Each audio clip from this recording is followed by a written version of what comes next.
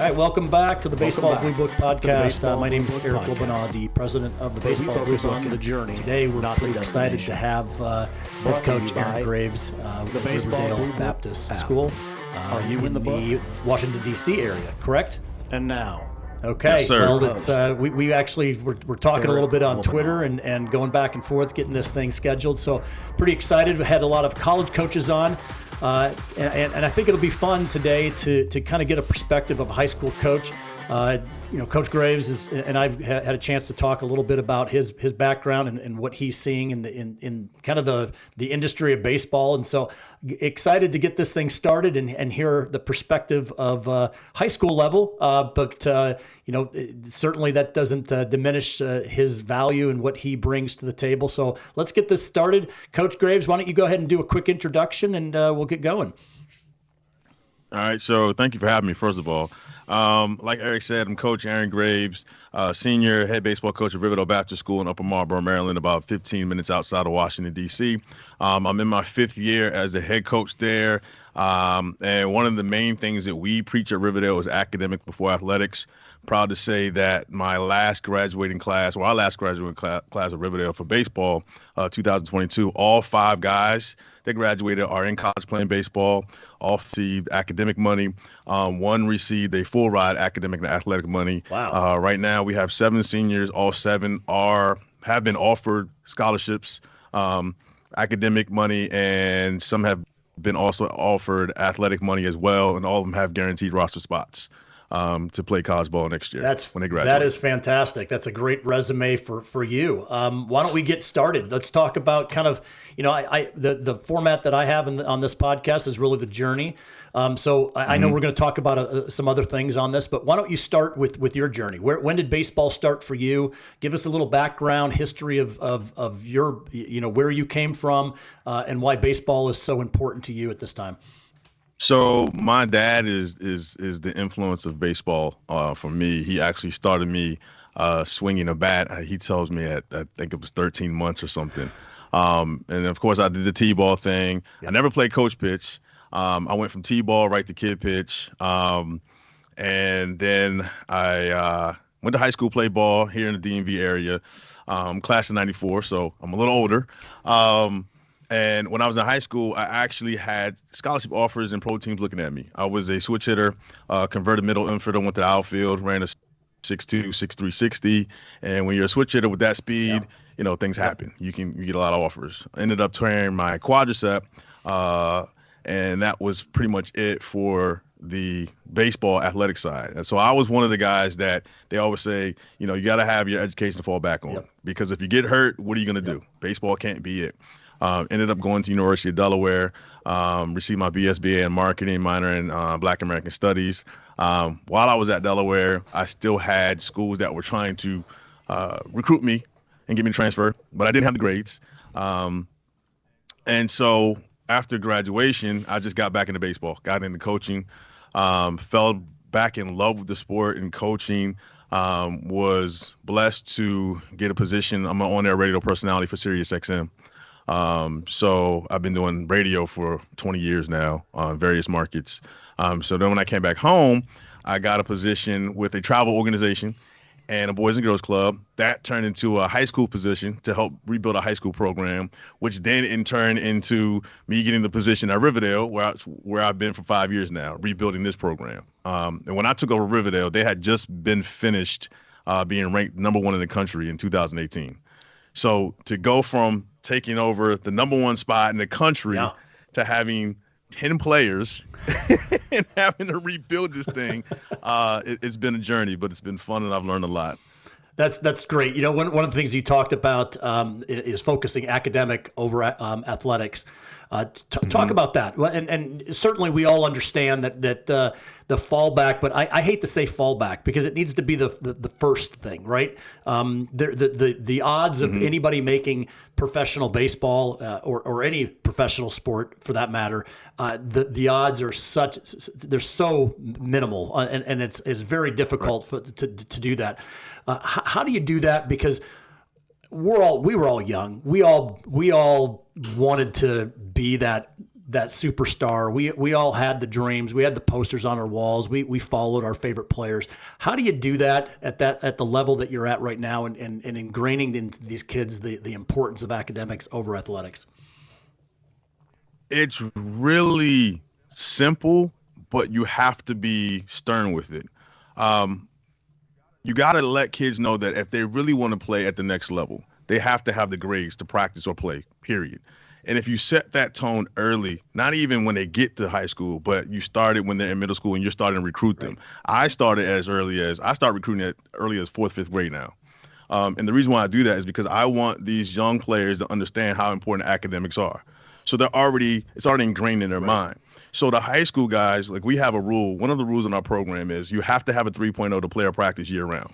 We check grades every Friday. We get progress reports every 4 weeks. Report cards come around. If you don't have a 3.0 and you have, let's say, a C, or you have a D, you're on 1 week in practice suspension, which basically you're the water boy, you're the manager. 2 Ds, you got 2 weeks. More than that, you're done until progress report comes out. Same thing for progress reports. You have an F, you're done until that next marking period, whether it's report card or progress report. And the reason why I do that is because I want them to understand eligibility, academic eligibility in college. Because a lot of guys and parents don't understand there are no report cards. It's a semester. So if you're not eligible at the end of the semester, guess what you're not doing in the springtime? Yep, not playing. You're not playing. Yep. So set the tone early. And, the players and parents have bought into that. The school has bought into it. And as a result, I'm able to help my guys get the academic money, because every college and university just about in America, except certain schools, they have academic money. Baseball money doesn't exist like football money, basketball money, because it's not a high revenue generating sport. And that's something parents don't understand. So if a child says, yeah, I got a full ride scholarship to this school. No, you don't. Like, how did you get it? Did you get academic money? No, I didn't get academic money. I got athletic money. You didn't get full ride athletic money for baseball, because if you did, that means you're a first, second, or third round draft pick, and you just turned down at least $4 million signing bonus. So what are you doing? But parents don't understand that side. So I get my guys to understand it as early as 4th grade when I recruit. That way they get into high school, it's already ingrained, and we go from there. One of the things that it's a real challenge, because you're absolutely right. Very few very few parents actually understand, 11.7 scholarships at a D1 level. There's very little money across the board from a baseball perspective, and academics is certainly the way to get a lot of this paid for.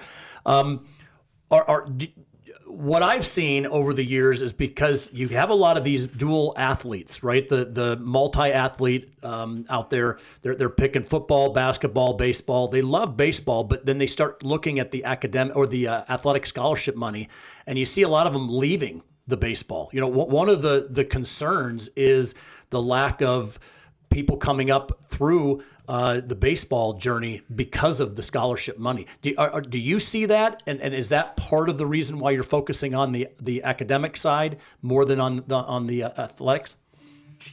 I don't really see it. And the reason why I don't see it is because I was a multi-sport guy, and I love multi-sport guys, period. So at Riverdale, we're able to give guys tuition assistance if they play multiple sports. Okay. So, for instance, I use my oldest son, who's a senior now at Riverdale. He was playing football up until last year. At the end of last season, he decided he wanted to focus on baseball, but he received football money and baseball money.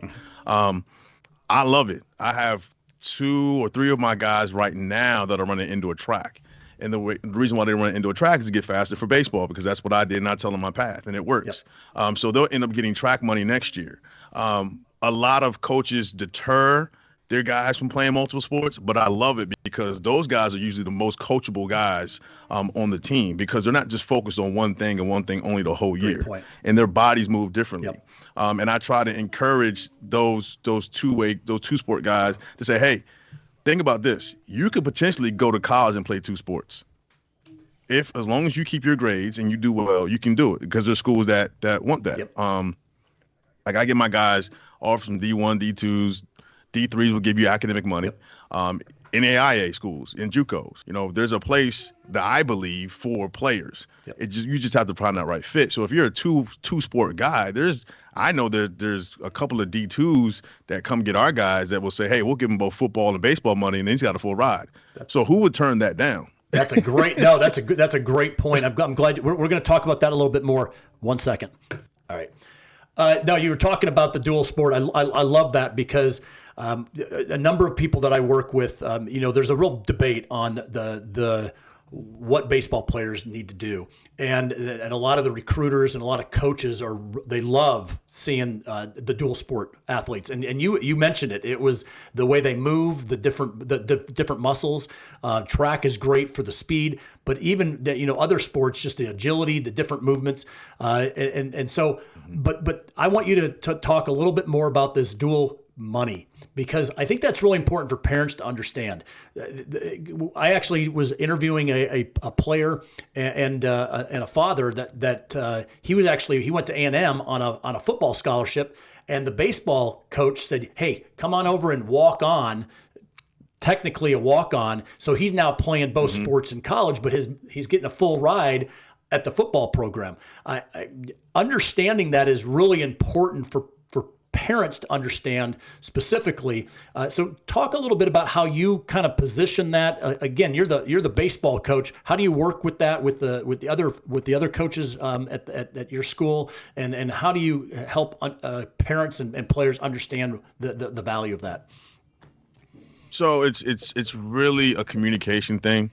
Whichever sport is in season, that's where the athlete focuses. Okay. So if it's football season and we're doing fall baseball, that guy's not playing fall baseball. Like, he's going to miss out on the games and the showcases that we go to, but he needs to focus on football because that's his priority. That's why he's there for that season. Basketball, last year we had a guy that played basketball. He's a pitcher. Now, when you're 6'6", and you can shoot three-pointers like they're layups, but then you can come off the bump and your 80-mile-per-hour fastball looks like it's about 89, 90 because you're long. Yep. You're a benefit to both sports. So we just have to work that out. Indoor track, same thing. We're going to work that out where indoor tracks in season right now. We actually start baseball workouts on January 3rd. So the guys that are running indoor track, they'll do their track practices and track routines, workouts a couple days a week, and they'll come throw, after track practice while we have baseball to make sure their arms are getting strong and everything. So it's just a communication piece. And again, some high school programs and athletic departments, they don't like it. Some high school baseball coaches don't like it, but I love it. Because like I said before, the different muscles and fast twitch muscles and things, they move differently. But when you put them on the baseball field and you need an explosion from home to first or first to second, or you need somebody in the outfield that can run, I have my slowest outfielder runs a 6'8". Wow. So wow, that's fast. 6'8", 60. Yeah. So my fast outfielder runs a 6'5", 6'4". So when you have those guys that have that ability to play those multiple sports, let them do it. And then another thing too is they're only a kid once. Right. Like, as soon as they go to college, adulthood starts to set in. Let them enjoy life. Like great point. Don't put so much on their shoulders and their plates right now. Let them enjoy. Let them have fun. Let them have those memories. So when they get older, they can tell their kids and they come at the high school reunion and say, hey, remember we played this team, we ran that event. Yeah. Deion Sanders did 3 sports in college. Let these kids play multiple sports in high school. I totally agree, because we talk a lot about the love of the game, getting back to the fundamentals. I'm a true believer that when you only focus on one sport, you start losing the love. Now it becomes a job, right? And when you can really your mindset changes. All right, now it's football season. It's totally different. The approach to the game is different. You as a player, you have different responsibilities. Baseball is so different from those other sports. And I think, I guess my question to you then is, do you see that the other thing that a lot of coaches are looking for is baseball IQ? Do you find that these multi-sport athletes have a better IQ as an understanding of the game because they need to understand other sports as well? I think the reaction time may be a little better, especially when you're talking about basketball and football, because they have to understand situations, movements, zone coverage, reads, things like that. I think that helps with the baseball IQ, but it doesn't necessarily help with the situational side of baseball, because baseball is a totally different mental sport. Baseball is 90% mental, 10% athletics. I've seen some of the best athletes that cannot play baseball to save their lives. I've seen some of the best football players you'll ever see in your life that cannot swing a bat, they cannot run in a straight line, they cannot track a baseball to save their lives. And that becomes the separation point between baseball players and everyone else, because it's such a cerebral sport. But then I've seen those guys that can make that transition, which is very, very rare. And when you have guys that can make that transition and say, okay, this is how I do film study in football or basketball. Right. This is how I have to do film study in baseball and have to train my brain now that I'm on the baseball field and I got to read this, that, and I'm looking at the pitchers delivering, how the batter set up in the box. Then you take those guys and you just elevate their level and their IQ goes through the roof. And they usually do really, really well in baseball, really well. And I always reference Deion Sanders because, yeah, he's a rare talent. But if you look at him and Ricky Jordan and guys like that, like those guys did it at the professional level. Bo Jackson did it at the professional level. And it's tough to do. But, you know, can it be done? Yeah, it can be done. Is it done a lot now? No, because now these kids are told, like, you got to pick one sport. Right. But why? No, well, you know what's funny is the more college coaches I talk to, none of them say that they are looking for a single sport athlete. They all love having multi-sport athletes. So it's really weird where there's somehow a disconnect between what we're doing at the amateur level and then at the college level, because these college coaches love the multi-sport athlete. That for the reasons that you're talking about, there's so much value in that.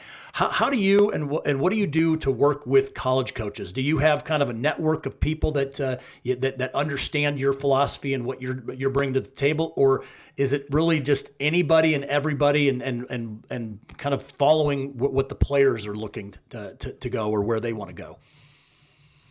The first thing that I talk to college coaches about, and even how I build my relationship with coaches, is the academic side. I don't talk about the athletic or baseball side, at least if we're having a 20-minute conversation. We'll talk academics, character, family, how they are in the building, all of that for 10 to 15 minutes of a 20-minute conversation. We'll talk baseball for the first conversation, 5 minutes, and that's it. The next conversation, it's still academics. Hey, this is how he's doing. Now we start to get into the baseball because I want you to understand what type of young man you're getting before the athlete you're getting. And that's a lot of the problem that a lot of parents don't understand. Right. They just want the athlete. But a lot of these coaches, again, if you're not eligible when you go to a college program, 100%. They're done with you. They are done with you. It's this thing called the portal. The transfer portal is very real. So growing daily too. Yes. Coaches want to know what type of young man do I have? How is his character? How is he in the building? How is he in the classroom? How is he with his peers? Like, does he represent what the school that he's attending is about? You know? And that's what they want to know before baseball. Like, they'll see the video. They're not asking because videos can be edited. We all know that. Yep. Right? But you can't tell the character or mental state of a young athlete by a video. You have to know these coaches, and the coaches, your high school coach has to know you. And that's what I talk to the college coaches about. And when I tell the college coaches our GPA at Riverdale for the baseball team. So for first quarter this year, 3.82 was the team GPA. Wow. That's awesome. And when you tell a college coach that's a high school team GPA at a private school, they're amazed. Yep. They're like, Coach, I know I don't have anything to worry about. I know your guys are going to get it done in the classroom. Your guys are the guys I don't have to worry about being eligible, because they know that if my guys are not eligible, not only do they have to deal with that college coach they're going to, they got to deal with me, because I have popped up to college campuses and talked to my guys in front of the coaches. That's just the rapport that I have with the coaches. That's great. They know they're coming prepared. Hey, you know what? Anybody listening to this, you hear me talking to college coaches all the time about it. Having a high school coach that understands this, this is really good, and I think people have really got to take this to heart. One of the things, Coach, there's a coach out there, Coach Nyman. He's been coaching DeSales University for 34 years. Mm-hmm. He has 4 areas that he always says to focus on. Number 1, academics. Second is social. The third is financial, and the fourth is baseball. And if you don't have those first 3 taken care of, the baseball doesn't really matter. And I think what you're saying is on the flip side, the high school level, we've got to align ourselves with what the coaches are actually looking for. And you bring up such a great point. if I don't have to worry about you academically, I can now work on you from a development perspective and not worry about you in the classroom. And I can put more effort into the development side and focusing on the baseball side, because that's what a coach wants to do. They don't want to babysit you on your academics. They want to focus and say, hey, I see this potential in whatever it might be. I don't have to ask or worry about what he's doing outside the lines. When he's inside the lines and he's here to do baseball, we can focus on that. Love that approach. What's your network look like? Because I see posts on Twitter all the time. I love that. I think the one I read the other day was, hey, I've got all my kids have got a high GPA. Don't worry about the academics. I mean, you don't know. Just preach it. You live it, and it's part of your program. Is the programs you talk to, is it nationwide, or is it more localized to where you are? Where do you see your kids going, and where have they been going? So now that I'm in year 5, it's starting to expand across the country, my network. That's awesome. It took me, so remember, I took over in 2018, July of 2018. So I had 1 year, my first year only had 10 guys. Yep. 7 of those guys were middle school guys. We won the league championship. Oh, wow. The second year was COVID. Yeah. COVID hit in the beginning of the season, and then we had to deal with COVID, but I was still pushing the GPA with the online learning and everything. We were still doing online video workouts and everything, so expanding the brand and the reach of the program. Yep. Then last year, like I said, my 22s, all of those guys are now in college. So those guys, I have guys at Dillard University in New Orleans, University of Maryland, Eastern Shore. I have Cairn University in Pennsylvania, Lincoln University in Pennsylvania, Eastern University in Pennsylvania. So right now it's Pennsylvania, Maryland, and Louisiana. Nice. But after COVID and still rebuilding the program, now I have guys in my senior class. I've got one guy, I think he has 23 offers now from schools on the East Coast, Midwest, and West Coast. He's also possible draft pick. If he gets he's running a 6, that's my starting center fielder. He has a 6'5", 6'6", 60 right now. If he gets down to a 6'4", 6'3", he's gone. He's a lefty, 190 pounds, throws 90 to 93 from the outfield. Wow. And he's working on being a closing pitcher for us. My shortstop, he's also probably going to be a draft pick. He's already signed the University of Maryland Eastern Shore. So I've got guys going all over. I've got every guy from D1s, like I said, down to NAIAs. And I really believe in NAIAs for guys that say, oh, I don't want to play baseball anymore. Right. People don't look at NAIAs as an option, but they are an option. Yep. Viable option. NAIAs have money for athletics and academics. Absolutely. D3s, most of them are liberal arts schools. Tuition is really high, so you have to have those high GPAs to get that academic money. D2s, I've got guys going to D2s. Some have almost full rides, and D1s, the guys have almost full rides. So, but all of them have academic money, and that's the part that I'm really pushing. So when you can expand your network, right, and your net worth across the country, and telling coaches like, look, my guys will go wherever. Here's a GPA. Just get them the academic money, and then you can work out the athletic money, because the academic money is going to be more than the athletic money anyway. Yep. The coaches are happy about it, because now they don't have to tap into their budget to take away from a guy that maybe doesn't have that GPA, because my guys have that 3.5, 3.6, 3.7, 4.0 GPA. That's great. You got any high school coaches listening right now? This is really important. I think if you're thinking, what do I need to do to take my program to that next level? It goes right back to the academics and the focus on the academics.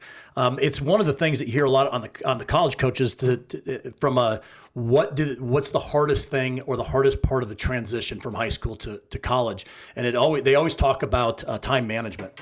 And the amount of time that they're going to be playing, practicing and doing the sport, but also you're on your own now from an academic perspective. Coach, you really, because you focus so much on the academic side, what do you do and how do you get that across to the players from a time management, and why is it important? Because it's easy to say, hey, academic, keep those up. What do you do specifically from a time management perspective to get them ready for the college level? So we got out of school at 2:55 Monday through Friday. Monday through Thursday, my guys have study hall from 3:10 to 4:10. Okay. Right? That's whether it's fall, in season, whatever. 3:10 to 4:10, Monday through Thursday, we have study hall. They have time to go see their teachers. They need help with tutors, whatever, to get extra help. Now, the good thing about Riverdale is they also have a study hall during the day. So they get 2 study halls before we actually go to practice. If they still need more time to get work done or study, they can miss practice or come late. I don't care because I want them to get the academics before the athletics. That's great. We also have 3 academic advisors, which are 2 teachers, and one of our principal, who was our academic advisor last year. He was actually a teacher. Now he's the principal. They all help the guys. So they get that extra help. When we practice, everything is scripted, right? Even our lifts are scripted so that our time management, we're on point. Now, I always tell the guys this. If you want to mess around, it's going to take away from your time to get your reps in for whatever we're doing that day. So when you don't get better for your long toss, or you're not getting better getting those extra swings, don't blame me. Don't blame the other coaches. Blame your teammates because you all have to police yourselves. And I remind them that this is a college preparation program. I have this thing now where it's no longer a private school program. This is a college prep program because when they get to college, this is exactly how it's going to be. You have a 6 a.m. workout. You better be there at 5:30. You better be there 45 minutes to an hour before practice starts. You have study hall for freshmen. You have to have a certain GPA before you don't have study hall anymore. Then you have your tutoring, then you have dinner, and you still got to get your rest. So we put them in that mindset now from freshman year on. So when they get to college, it's nothing to them. That's great. That is great. Early preparation. They really at that time at that age level, their minds are just like sponges, right? And to create this mindset of time management, it doesn't go away, right? It stays with them throughout their life, and it really right. helps them in anything and everything that they're doing. What part of helping these players? What part do you play in helping them figure out what they want to do beyond the baseball? You talk about academics a lot because one of the things you find athletes are all kind of going one direction. They like the kinesiology, they like the sports medicine. Do you find that is areas that they go, or do you really help them expand their horizons of what they should look at? I get to know who they are as individuals outside of baseball. That helps me guide them better, helps my coaching staff guide them better, helps the recruiting process, helps them find the best fit, not only for school, but for life. So I have some guys that are very eclectic on our team. I have some guys that love to draw. I have some guys that are very non-sociable. Like they're quiet, very kept to themselves. Then I have some guys that say, hey, coach, I want to go into the medical field. Like, I don't want to play pro baseball. And that's fine, right? Because they have a family member that has a health situation and they want to learn how they can possibly find a cure for that family member's health situation. So I have a young man going through that right now. And he says, I just want to help my dad, right? So I'm like, okay, well, how can baseball help you? Because I always remind them, if you're good to baseball, baseball is good to you. If you take care of the game's going to take care of you. If you do what you have to do to respect the game's going to take care of you. Right. So now he's in a position to not only get a great education in college in the field that he wants to study, which is biology or chemistry, but now he's able to do something that's going to help his dad in the long run, right? So that's what part of my thing is. If I don't get to know my players, who they are as individuals, I'll never be able to help them take that path that they're supposed to be on in life. And it's not all about baseball. Baseball is a tool for us to use to help these kids in different ways. Like, I remind my kids all the time, like, I don't care if we don't win championships. Yeah. If we win a championship, great. I don't care about hanging a banner. You know why? Because my banner is when you all achieve your goals and I can help you achieve those goals, and you get to that point, like, Coach, we did it. Yeah. That's a banner for me. Awesome. That's a W. That's awesome. That's all I'm worried about. That's all I'm worried about. You know what? This is what the value of a high school coach brings, and I cannot emphasize it enough. The difference, and this is not you even coach travel ball.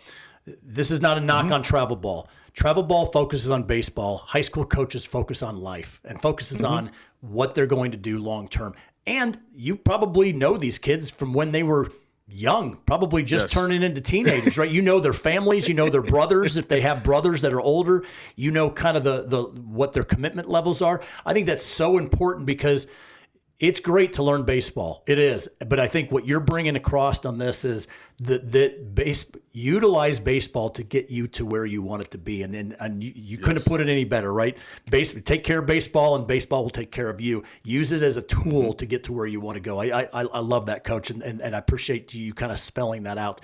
Tell us some stories. What are some? You've given me a couple guys. Your center fielder, man. He's. I'm looking forward to kind of figuring out who he is and following his career. So give me some specific stories, some players and where they're at, and some successes that you've had from the players that you've helped raise.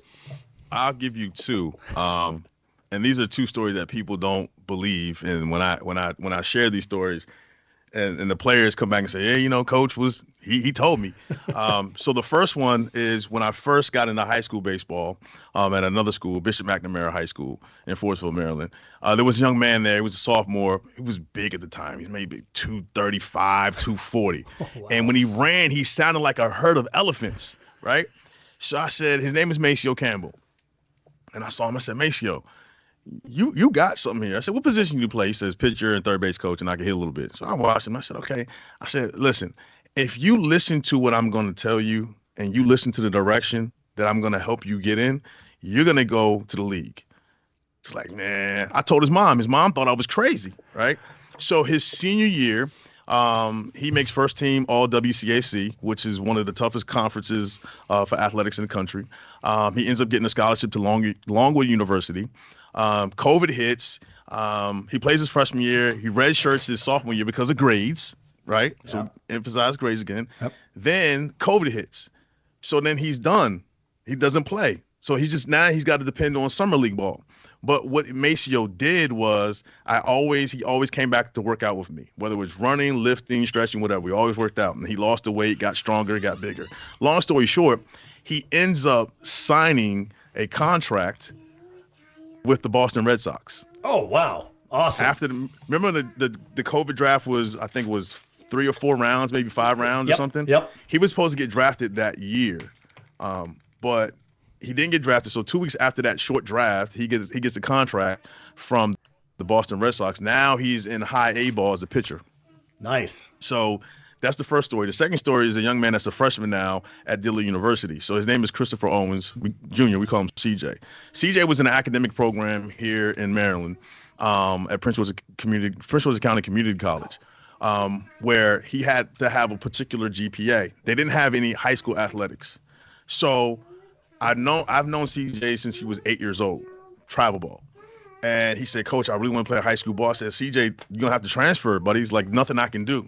So we went back and forth with his parents, and he said, he's going to graduate this program with his diploma and an AS coming out of high school. He'll be set for college. And CJ said, I just want to play ball. So long story short, he transfers to Riverdale. CJ graduates Riverdale last year with a 3.79 GPA. He gets an academic scholarship and baseball scholarship. Now he's a freshman at Dillard University, doing what he loves to do. That's awesome. That's what we want, right? I mean, when a coach looks, I hear it all the time, and I think that's what I love about my podcast. We get to hear these stories of success on both ends. It's academic success, finding the job that they want, and sometimes it's baseball. It's hitting. I interviewed Coach John Sheehan. And his player was the center fielder for the Houston Astros in the World Series, and it's the one guy that made it, right? But everybody else he talked to or talked about was they had their job that they love. They have a good family. Mm-hmm. All of these things that were instilled in these players throughout their careers. Success looks different, right? That's what I love about baseball. Right. Baseball it creates these. The men of our next generation, right? And I think that's what I love about what I hear from you, Coach. Hold on 1 second. Okay. Coach, has been a lot of fun. You bring such a level of commitment to these players. That's why I love doing this and finding just the commitment that the coaches that I interview, and I really appreciate the opportunity to kind of pick your brain, understand this. Where can people hear more about you? You talked about you're on XM radio. I'd like to hear a little bit about what channel are you on? Two, what do you talk about? And three, what are your plans? What do you want to do? And are you in right where you want to be, or is there some other things that you're kind of working on?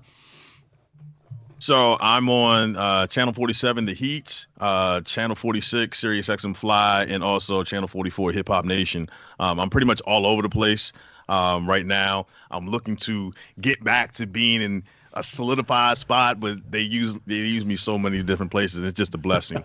As far as follow me baseball wise, there's a couple of ways. On Twitter at RBS Baseball. That's Riverdale Baptist baseball page. RB as in boy S Baseball. My personal coaching page is at Coach_Graves SR. At Coach_Graves SR. And on that page, I'm helping college coaches connect with players and vice versa.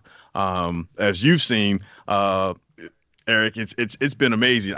And literally on that page, I've gone from in a span of maybe 2 days, 3 days, I've gone from maybe 500 followers to over 1,000, just on the way that I'm helping young men connect with college coaches. I'm also helping softball players, basketball players, and football players. High school athletes connect with college coaches.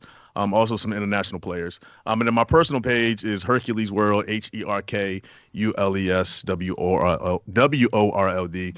My radio name is Hercules on Sirius XM on those channels. Nice. No, that's awesome. As far as where I see myself, I don't know. Like I'm a man of faith, right?